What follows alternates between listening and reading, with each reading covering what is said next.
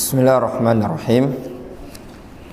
Alhamdulillahi wassalatu wassalamu ala rasulillah wa ala alihi wa ashabihi ajma'in, amma ba'd. Kita lanjutkan kajian kita dari kitab Arba'una Haditsan fil Atfali wasyabab, 40 hadis yang berkaitan dengan anak-anak dan para pemuda. Kita masuk pada halaman ke-28, bab tadribis syabab 'alal qiyam bil mahamil kibar. Bab melatih para pemuda untuk mengerjakan urusan-urusan besar. Al-maham itu perkara-perkara penting yang besar.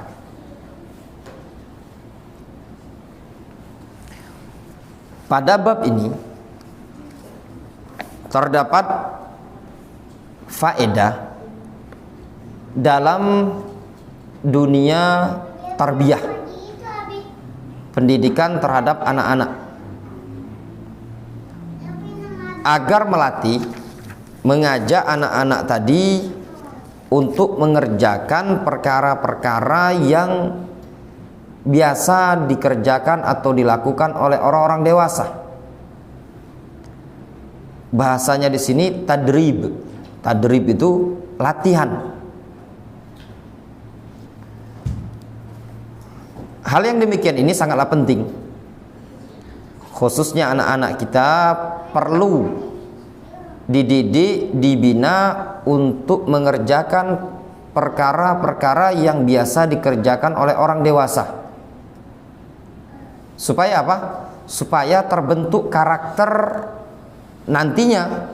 Ketika dia sudah dewasa, dia sudah punya kemampuan untuk mengerjakan perkara-perkara yang sifatnya harus dikerjakan oleh orang dewasa. Lihat di sini ada riwayat disebutkan hadis dari Abdullah ibnu Umar radhiyallahu anhuma. Beliau menceritakan, ba'atsan Nabiyyu sallallahu alaihi wasallam ba'tsan wa ammara alaihim Usamata ibn Zaidin. Kata Abdullah ibnu Umar, pernah Rasul ba'asa itu mengirim, mengutus. Nabi SAW pernah mengutus ba'san, ay jaishan. Rasul pernah mengirim atau mengutus pasukan perang, tentara. Wa ammara alaihim Usamata ibn Zaidin. Dan Rasul angkat pemimpin mereka adalah Usama bin Zaid. Jadi Rasul pernah ngirim pasukan perang, dan ketuanya, panglimanya adalah Usama bin Zaid. Fata'ana ba'dun nasi fi imaratihi.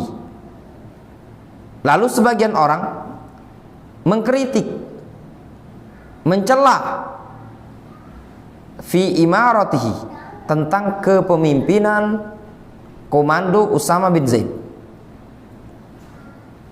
Usama ini masih muda, dia bukan orang yang sudah dewasa, bukan, masih muda. Beliau ini adalah anak dari Zaid ibnu Harithah, Usama bin Zaid.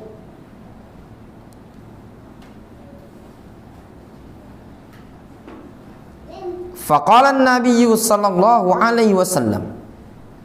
Lalu Nabi sallallahu alaihi wasallam berkata, in tata'anu fi imaratihi. Kalau seandainya kalian mengkritisi, tidak suka terhadap kepemimpinan Usama bin Zaid dalam pasukan perang ini tadi, yang dikomando, dipimpin oleh Usama bin Zaid, faqad kuntum tat'anuna fi imarati abihi min qabl. Dan sungguh dulu kalian juga pernah mencela, mengkritisi kepemimpinan bapaknya. Bapaknya dulu diangkat oleh Rasul mimpin pasukan perang. Perang apa diantaranya? Perang Mu'tah. Kata Rasul, ini bendera ketika itu, kalau si fulan meninggal maka bawa gantikan si fulan meninggal gantikan si fulan. Ketika itu 3 pasukan panglima atau 3 panglima perang yang digilir sama Rasul semuanya tewas. Ada 3 panglima waktu itu, Ja'far bin Abdul Muttalib, kemudian Abdullah bin Rawahah, kemudian Zaid bin Harithah. 3-tiganya tewas. Jadi Zaid bin Harithah sudah memimpin perang, bapaknya si Usama bin Zaid. Maksudnya Rasul mengatakan, kalau kalian ngkritisi si Usama bin Zaid, sebenarnya dulu kalian juga pernah mengkritisi bapaknya. Waimullah, sungguh demi Allah, in kana la khaliqan lil imarah, sungguh demi Allah, dia ini si Usama bin Zaid la khaliqan lil imarah, sangat pantas, sangat layak memimpin, layak untuk jadi panglima. Wa in kana lamin ahabbin nasi ilayya, dan sungguh dia adalah orang yang paling aku cintai, atau sungguh dia adalah termasuk orang yang paling aku cintai. Wa inna hadza lamin ahabbin nas ilayya ba'dahu, dan sungguh sekarang si Usama termasuk orang yang paling aku cintai setelah bapaknya. Maknanya Rasulullah SAW menyatakan, dulu kalian mengkritisi bapaknya, yaitu Zaid bin Harithah. Sungguh demi Allah, Zaid bin Harithah adalah orang yang pantas, layak untuk memimpin pasukan perang. Dan sungguh dia adalah termasuk orang yang paling aku cintai. Dan sekarang anaknya, yaitu Usama bin Zaid, termasuk orang yang paling aku cintai setelah bapaknya. Di sini disebutkan di ta'liq, ba'tsan ay jaishan. Makna ba'tsan pada lafaz ba'tsan Nabiyyu sallallahu alaihi wasallam, ba'tsan, Nabi SAW mengutus ba'tsan. Ba'tsan itu adalah jaishan, pasukan.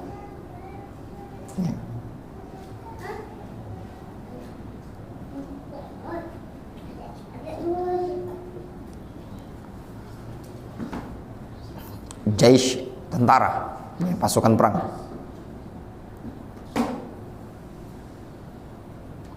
La khaliqan ay jadiran wa kufuan. Jadiran, pantas, layak, cocok. Di sini disebutkan di ta'liq, taqatus syabab kabiratun tahtaju ila tarjamatin amaliyah. Taqat, kemampuan. Syabab, kemampuan para pemuda. Kabirah, sangatlah besar. Ya memang orang muda itu pemberani. Dari sisi mental dia pemberani. Ya enggak Mas Aziz? Lihatlah, orang yang muda-muda itu berani dia. Yang berani jadi tentara, lihat tentara-tentara yang muda-muda itu pemberani dia. Kalau udah tua mikir-mikir juga dia, punya anak istri, diajak perang. Kalau yang bujangan-bujangan perang gitu ya kan. Lihat anak mahasiswa itu. Ya Mas Arif ya. Pemberani dia. Kritisi presiden dia enggak mikir. Mau masuk penjara segala macam terserah, orang pemberani. Mau demo dia enggak mikir. dikasih makan, tidak dikasih makan, pokoknya demo-demo. Itu kondisi pemuda. Taqatus syabab kabirah. Tahtaju, butuh ila tarjamatin amaliyah, butuh untuk penjelasan amaliyah, ya, butuh kepada praktek gitu loh, latihan dalam bentuk praktek.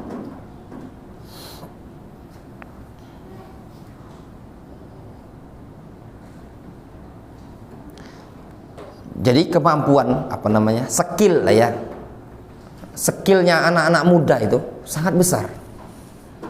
Nah, skill ini tadi, yang potensi yang ada pada dia butuh kepada praktek untuk dilatih, gali potensi gitu loh. Apa fungsinya? Litazhar, supaya nampak kemampuannya tadi fil waqi', di alam nyata. Kalau dilatih potensinya tadi, maka nampak di alam nyata kalau dia ini orang yang skillnya luar biasa. Bagaimana butuh pengembangannya tadi?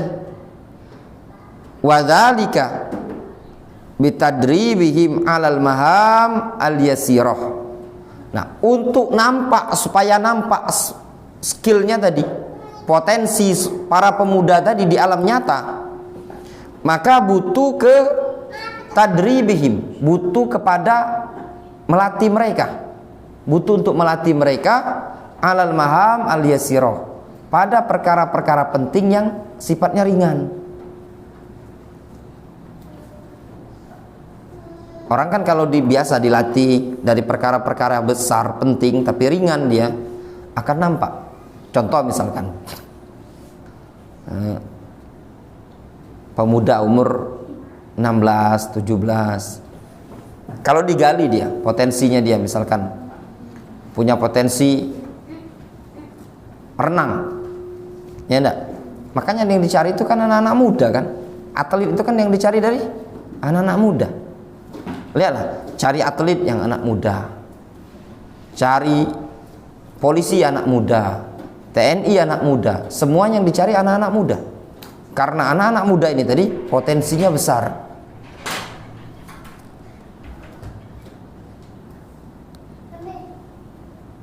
Summa tarqiyatihim syai'an fa syai'an. Kemudian meningkatkan mereka sedikit demi sedikit. Dilatih dari perkara yang kecil. Misalkan contoh anak-anak ya. Ini nampaknya anaknya Mas Aziz, dia punya karakter, potensi suka renang. Kayaknya kalau renang kayak Lili, dia tadi kan. Ya sering latih. Ya enggak? Siapa tahu nanti kan menyeberang dia. Dia nyebrang Sungai Musi aja kayak Lili, itu tadi kan. Ya. Caranya dilatih sering renang gitu loh. Misalkan contoh ya, gambaran sehari-hari. Ini anak kayaknya potensinya pintar, mungkin rajin ngaji gitu loh kan. Atau mungkin ini anak rajin bercocok tanam. Akhirnya digali terus potensi anaknya tadi, untuk supaya nampak bakatnya tadi. Makanya kalaupun kita di Indonesia kan sudah ada yang seperti itu kan. Kayak seperti di Indonesia kan anak-anak kecil kan dicari bakatnya ya. Tinggal orang yang mengarahkan kadang. Ada yang bakatnya positif, seperti misalkan ngaji Al-Quran, dicari yang hafizul Quran, dikembangkan, dibina lagi, dididik lagi. Ya. Sampai sekarang pun anak-anak kecil saking digali potensinya, ternyata semua manusia itu punya potensi, asal mau digali. Bahkan jadi pelawak pun ada anak-anak, ya enggak? Jadi stand up komedi dari kecil sudah dilatih jadi tukang lawak. Ada. Bahkan yang anak-anak kecil kadang dilatih untuk nyanyi. Bahkan mungkin sebagian orang itu anak kecil dilatih untuk main TikTokan, joget TikTok. Berarti semua bakat ada.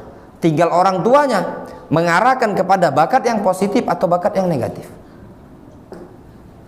Kalau diarahkan kepada bakat-bakat yang positif, maka akan jadi positif anaknya tadi.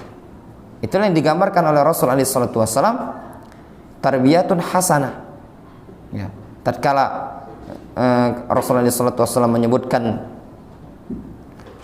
barang siapa yang dikaruniai anak perempuan, fa ahsana ta'dibaha, dia perbagus dalam mendidiknya, kemudian dia besarkan, ya, kemudian dia nikahkan, maka anak ini tadi merupakan tameng bagi dia dari nerakanya Allah Subhanahu wa taala. Rasul menyebutkan apa? Fa ahsana ta'dibaha, dia bagus dalam mendidik anak-anak tersebut. Kemudian Rasul menyatakan, hadza Usama kana qad jahadan ma'an nabiyyi sallallahu alaihi wasallam wa ma ghairihi fardan. Dulu Usama, si Usama ini dulu pernah berjihad bersama Nabi sallallahu alaihi wasallam wa ma ghairihi, dan juga pernah berjihad bersama selain Nabi, fardan, sendirian. Falamma zaharat syaja'atuhu wa husnu idaratihi, tatkala dilihat oleh Nabi sallallahu alaihi wasallam bagus, nampak keberaniannya, diajak berjihad, dia ikut perang bersama Rasul, nampak berani, gentle. Wa hasuna idaratuhu, dan bagus tindak tanduknya, pergerakannya, cara manajemen perperangan, ngaturnya tadi nampak bagus. Begini pasukan, begini, bukan orang yang sembraut ya. Ada orang yang tidak bagus kalau seandainya dijadikan pemimpin, sembraut. Kalau ini bagus Usama bin Zaid, dalam keadaan dia muda, diaturnya pasukan perang begini, begini dan begini. Ja'alahu Nabi sallallahu alaihi wasallam amiran ala jaishin fihil asyara al-mubasysyaruna bil jannah wa ghairuhum. Dilihat oleh Rasul, nampak keberanian dia, nampak pada Usama tadi bagus tindak tanduknya, maka Rasul sallallahu alaihi wasallam menjadikan dia amir, sebagai pemimpin ala jaishin, pada suatu pasukan, fihi al-asyara al-mubasysyaruna bil jannah. Dalam pasukan tadi ada 10 orang yang diberitakan masuk surga, masuk surga. 10 orang yang diberitakan masuk surga, diantaranya siapa? Abu Bakar, Umar, Utsman. Inilah yang dikenal dengan Jais Usama. Jais Usama. Ceritanya gini. Sebelum Rasul wafat, di akhir-akhir wafat beliau, sebelum wafatnya, di akhir-akhir menjelang wafat, beliau pernah menyiapkan pasukan. Kata Rasul, yang berangkat pasukan ini adalah pasukannya Usama bin Zaid. Pemimpinnya adalah Usama bin Zaid. Belum sempat berangkat, qadarullah masyafa'al, atau kalau saya agak samar-samar, apa sudah berangkat atau belum berangkat? Sudah berangkat Pak ya? Sudah berangkat, sampai di tengah perjalanan Rasul meninggal dunia. Nah, waktu itu ya goncang lah ya, goncang.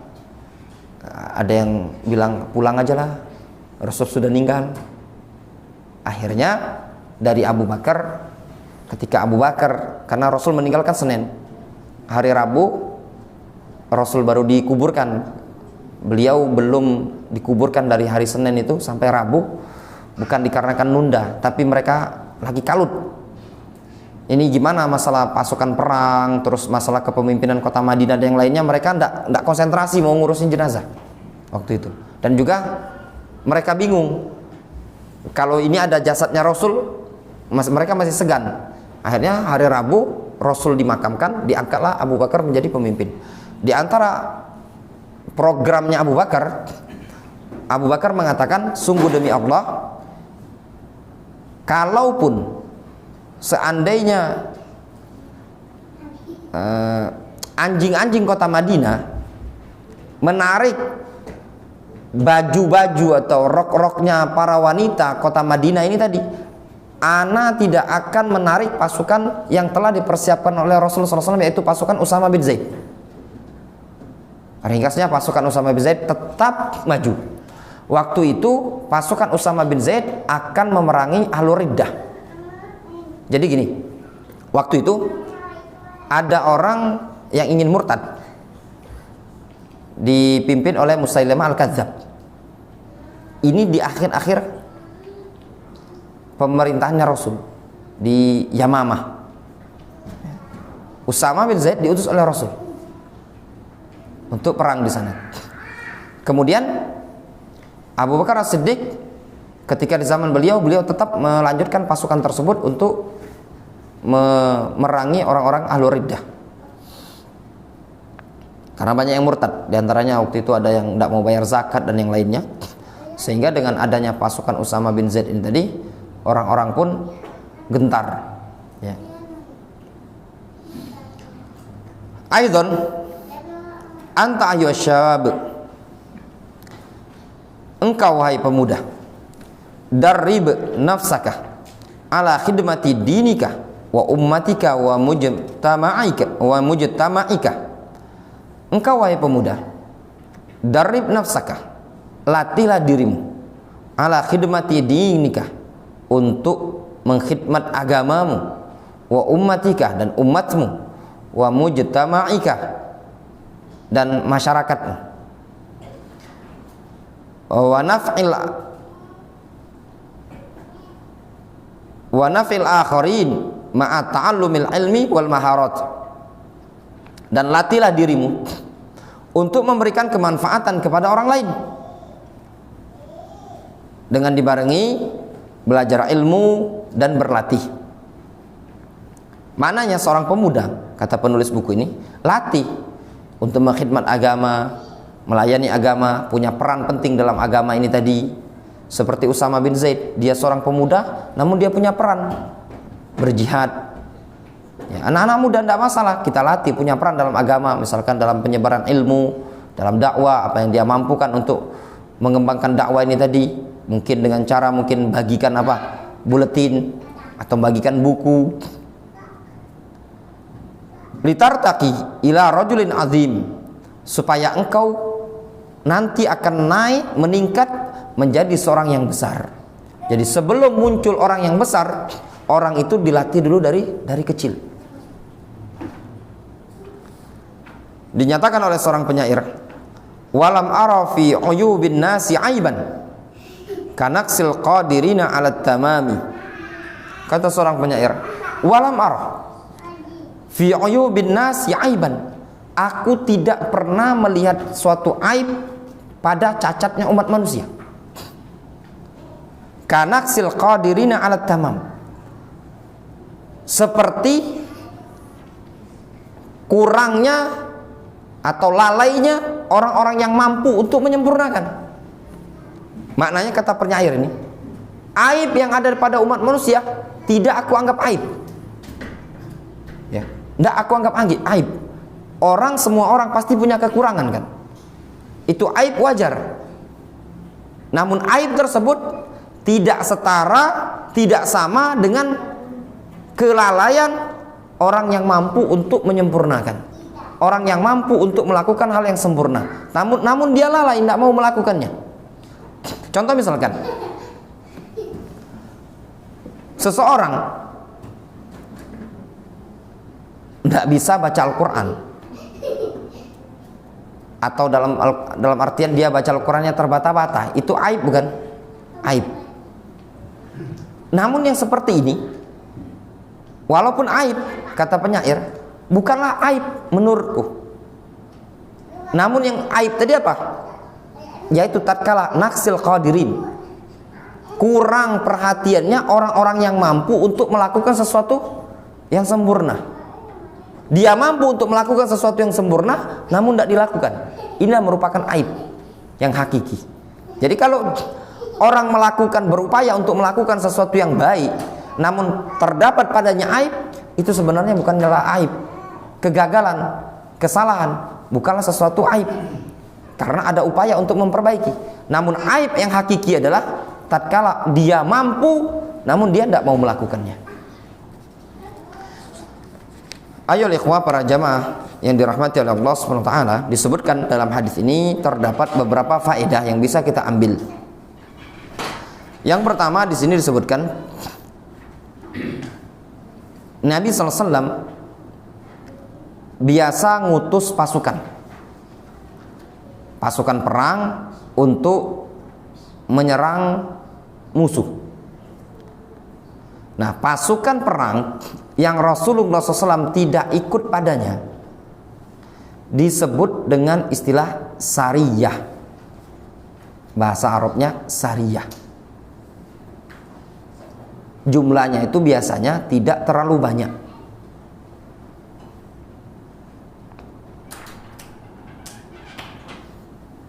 Di antaranya ini, beliau mengirimkan Usama bin Zaid untuk berperang.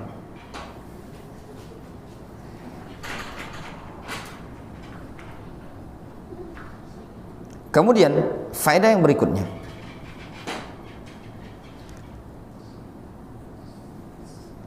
dalam kehidupan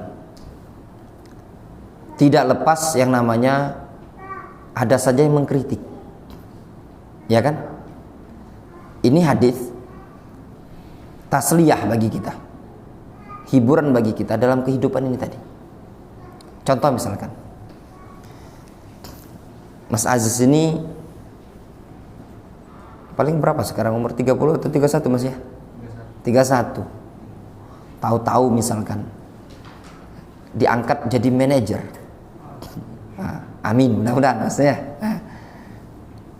Kira-kira Mas Aziz, sejarah pengalaman sampean kerja ada enggak di pelabuhan ini manajer umur 30-an lah? Ada, tapi jarang ya. Jarang, tapi ada. Biasanya rata-rata tuh 40 ke atas, misalkan 30 terlalu muda sekali ini kan. Ya. Memungkinkan ya orang-orang lain itu akan mengkritisi, ya kan? Nggak usah jauh-jauh lah.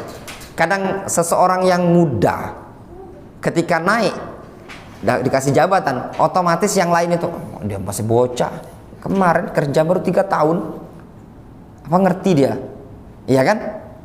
Itu sesuatu yang biasa. Namun kalau dia punya skill, punya kemampuan, bukanlah perkara aib orang yang muda untuk diangkat menjadi pemimpin.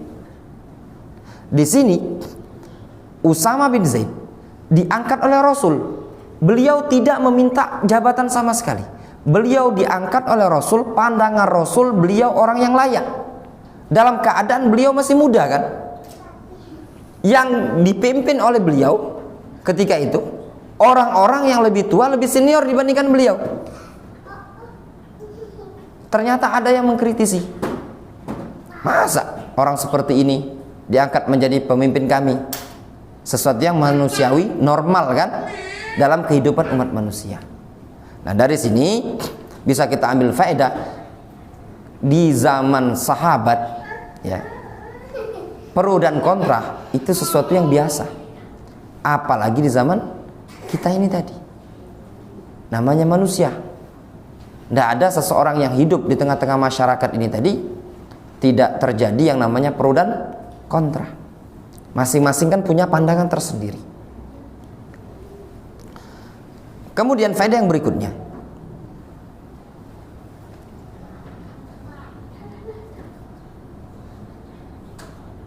yaitu sikap yang baik atau adab dari Nabi sallallahu alaihi wasallam terhadap orang-orang yang mengkritik Usama. Di antara bentuk adab dan akhlaknya Rasul pada hadis ini, ketika mereka mengkritik Usama bin Zaid diangkat menjadi pemimpin, Rasul tidak mencaci maki mereka, kamu mau ngapain? Bahasa kitanya, ngerti apa sih? Saya ini banyak pengalaman gitu loh. Tapi Rasul meluruskan mereka dengan memberikan masukan kepada mereka, kalau kalian mengkritik Usama, sebenarnya dulu bapaknya juga pernah kalian kritik dalam keadaan ya, dia ini memang pantas untuk menjadi pemimpin. Lihat kata Rasul, in kana la khaliqan lil imarah, sungguh dia pantas, layak untuk memimpin. Di sini apa? Pembenaran Rasul, sudut pandangnya Rasul. Rasul menjelaskan dia memang layak, tidak usahlah dikritisi, memang dia layak. Kemudian Rasul menyebutkan bapaknya adalah orang yang paling saya cintai, dia juga termasuk orang yang saya cintai. Ini merupakan adab dari Nabi SAW, namanya al-bayan, ad-difa, ya, menjelaskan, memberikan pembelaan terhadap orang yang dituduh tidak pantas untuk memimpin. Kemudian faedah berikutnya, pada hadis ini terdapat manqobah, keistimewaan Zaid bin Harithah dan Usama bin Zaid.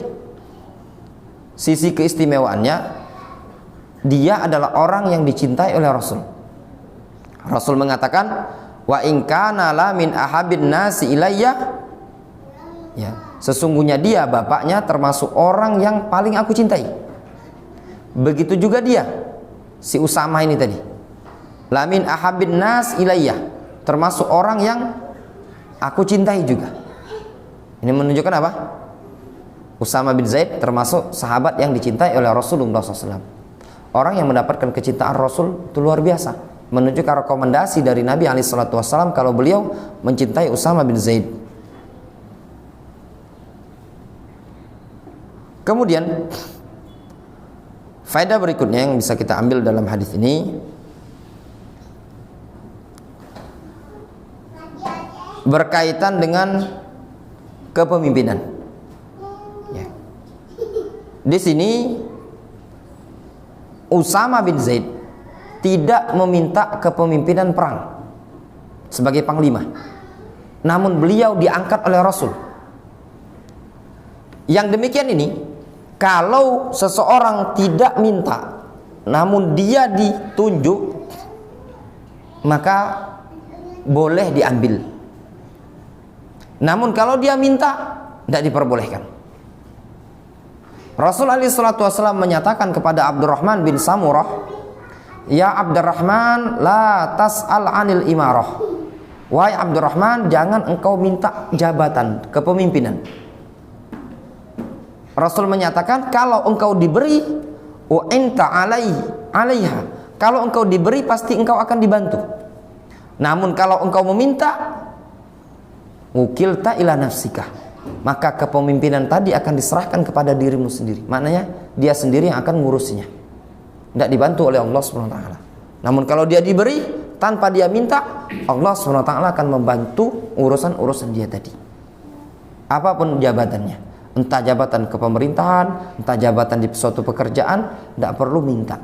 Kalau dikasih jabatan, silakan diambil. Kemudian sudah azan belum, Mas? 1 menit lagi. Ya, sudah. Kalau sudah 1 menit, ya, kita cukupkan dulu. Kita cukupkan kajian kita sampai di sini. Naktafi bihadzal qadar. Subhanallah wa bihamdihi.